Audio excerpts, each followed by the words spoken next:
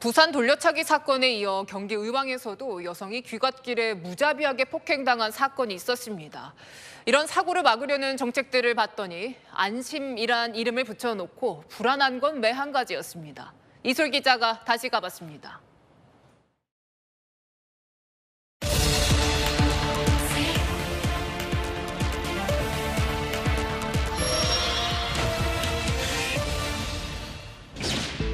바닥에 안심귀갓길 표시가 있지만 아무리 둘러봐도 비상벨이 보이지 않습니다.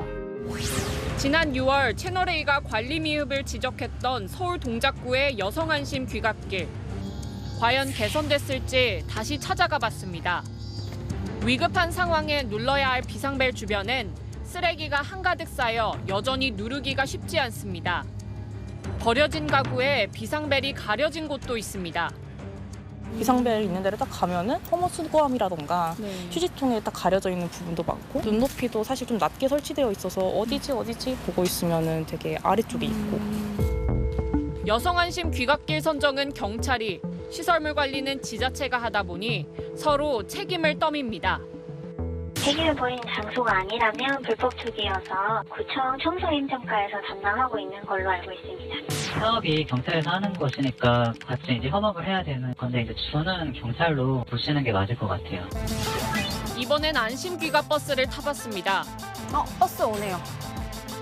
밤 10시가 넘으면 버스 정류장이 아니더라도 중간에 내려달라고 요청할 수 있습니다.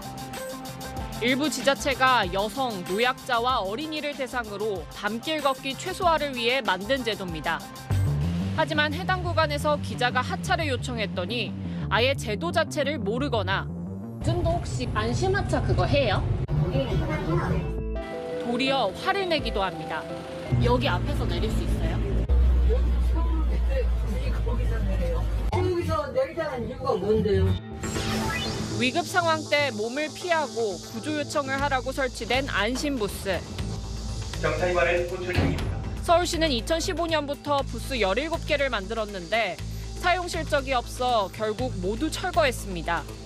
수익 사업으로 ATM기를 설치를 했는데 은행이 너무 수익이 안 나온다 해갖고 이제 계약 만료하자마자 그냥 철거를 해버린 거예요. 도입 취지대로라면 인적이 드문 곳에 설치해 범죄를 예방해야 하지만 은행 요청에 따라 유동인구가 많은 번화가에 설치하다 보니 실효성이 떨어진 겁니다. 은행에서 설치하자는 데를 많이 했었는데 은행에서 아무래도 사람 많은 쪽을 좋아하니까. 경기 지역도 마찬가지입니다. 대형 백화점 앞 큰 길가에 설치된 안심 부스입니다. 부스는 굳게 문이 닫혀 들어갈 수 없습니다. 굳이 여기에 필요한 구조물인가 싶기도 하고 또 막상 설치는 해놨는데 쓸 수는 없으니까 사실 있으나 마나기는 하죠. 사업의 효과성이 어느 정도 있는지를 타진해봐서 이걸 더 안정적인 시스템으로 가져갈지 이런 걸 해야 되는데 그때그때의 그 한 해의 사업으로 계속 설정되는 방식으로 되니까 정작 만들어 놓고 관리나 지속은 안 되는 여성 안전 대책. 보여주기식 전시 행정이 아닌 실효성 있는 긴 호흡의 정책이 필요하다는 지적이 나옵니다. 다시 간다, 이솔입니다.